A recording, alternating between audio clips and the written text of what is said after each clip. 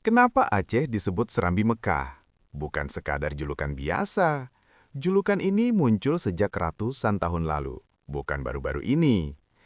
Aceh dulu jadi gerbang utama umat Islam ke Mekah.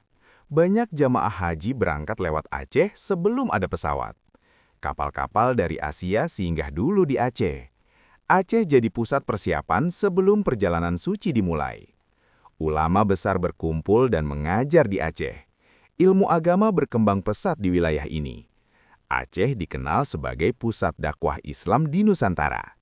Dari sini, Islam menyebar ke berbagai daerah Indonesia. Kerajaan Aceh punya pengaruh besar dalam dunia Islam. Hubungan Aceh dengan Timur Tengah sangat kuat. Banyak ulama Aceh belajar langsung ke Mekah.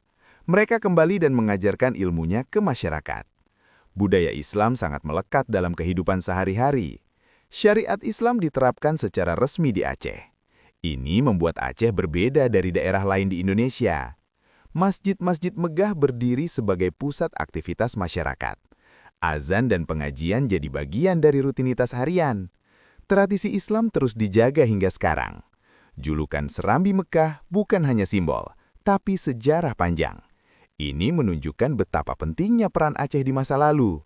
Bukan cuma soal haji, tapi pusat peradaban Islam. Fakta ini sering terlupakan oleh generasi sekarang. Jadi, Aceh bukan sekadar julukan, ini identitas yang nyata.